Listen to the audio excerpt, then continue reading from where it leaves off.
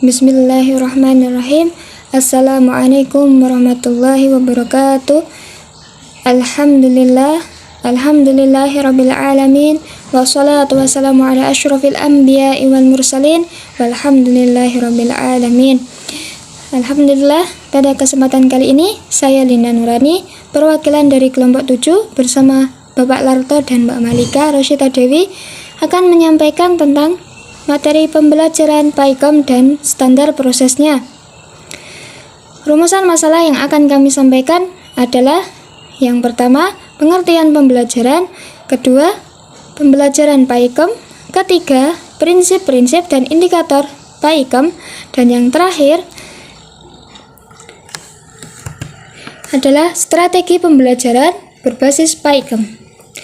Yang pertama, pengertian pembelajaran. Pembelajaran dapat diartikan sebagai interaksi antara pendidik dan peserta didik dalam kegiatan pembelajaran untuk mencapai tujuan pembelajaran itu sendiri. Atau bisa diartikan juga sebagai proses pembelajaran atau kegiatan yang menekankan proses belajar siswa. Di dalamnya terdapat usaha-usaha yang terencana dalam manipulasi sumber-sumber belajar agar terjadi terus-menerus. Kemudian yang kedua, pembelajaran PAIKOM. Pertama, konsep PAIKOM. PAIKOM merupakan suatu pendekatan terbaru dalam melaksanakan proses pembelajaran yang berorientasi kepada keaktifan guru dan penggunaan media yang variatif dan inovatif. Menerapkan pendekatan PAIKOM tidak harus sama persis dengan 4 unsurnya. Sebagai contoh, mungkin saja unsur aktif lebih dominan ketimbang unsur lainnya, tapi pada saat yang lain mungkin unsur menyenangkan dan kreatif lebih diutamakan.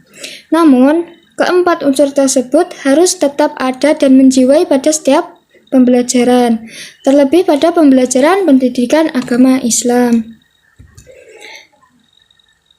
Untuk memperjelas pemahaman tentang PAIKOM, saya akan menjelaskan satu persatu. Mulai dari pembelajaran aktif. Pembelajaran aktif adalah suatu pembelajaran yang mengajak peserta didik untuk belajar secara aktif. Ketika peserta didik belajar dengan aktif, berarti mereka yang mendominasi aktivitas dalam pembelajaran. Mereka secara aktif menggunakan otak, baik untuk menemukan ide pokok dari materi pembelajaran, memecahkan persoalan, ataupun mengaplikasikan apa yang baru mereka pelajari ke dalam suatu persoalan yang ada dalam kehidupan nyata.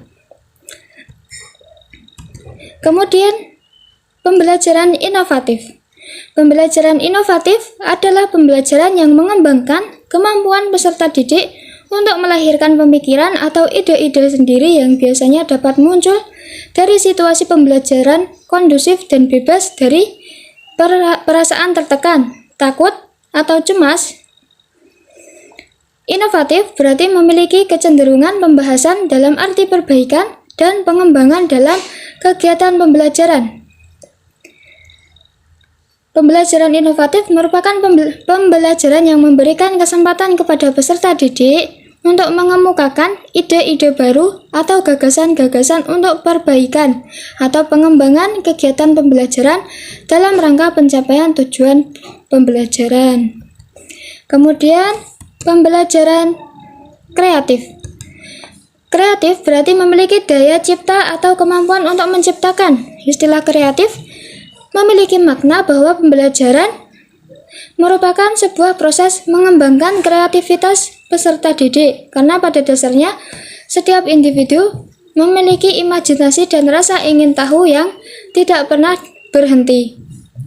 Menurut para ahli, kreativitas itu merupakan kemampuan seseorang melahirkan sesuatu yang baru atau kombinasi hal yang sudah ada sehingga terkesan baru.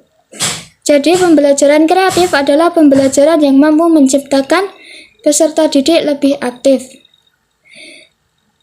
Selanjutnya, pembelajaran efektif. Istilah efektif berarti model pembelajaran apapun yang dipilih harus menjamin bahwa tujuan pembelajaran akan tercapai secara maksimal. Hal ini dapat dibuktikan dengan adanya pencapaian kompetensi yang telah digariskan dan terjabar dalam indikator pencapaian.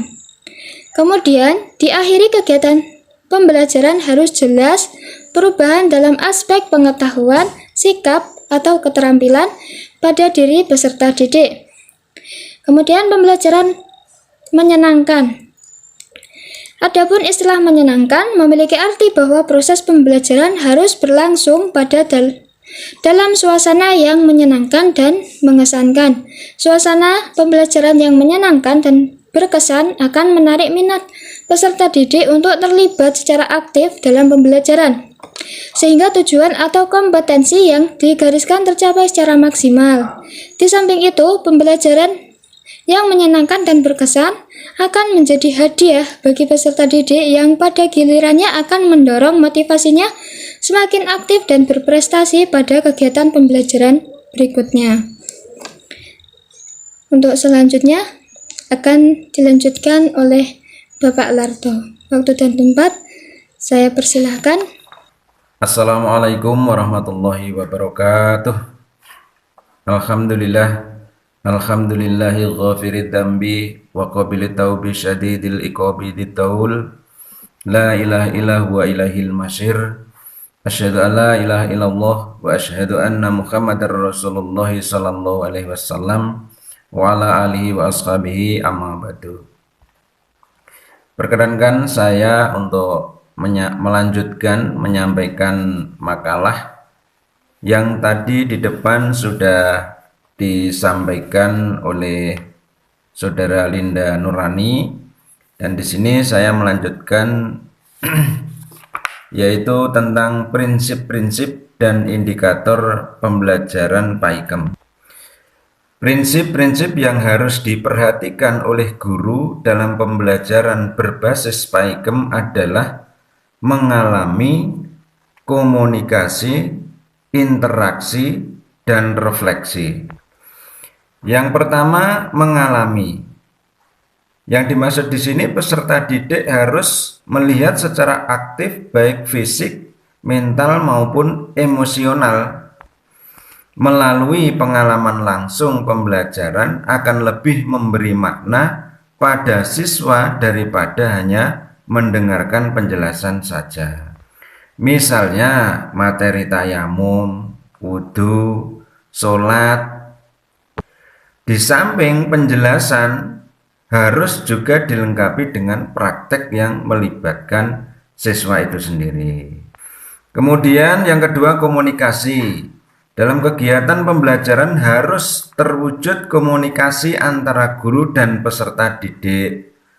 Proses komunikasi yang baik adalah proses komunikasi di mana antara komunikator dan komunikan terdapat satu arah yang sama. Kemudian yang ketiga, interaksi. Dalam kegiatan pembelajaran harus diciptakan interaksi multi arah.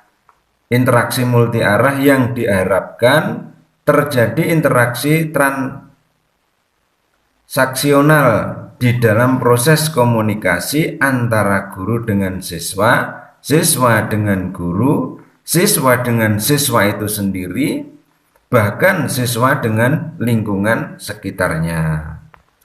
Kemudian yang keempat, refleksi. Proses refleksi sangat perlu dilakukan untuk mengetahui jumlah ketercapaian proses pembelajaran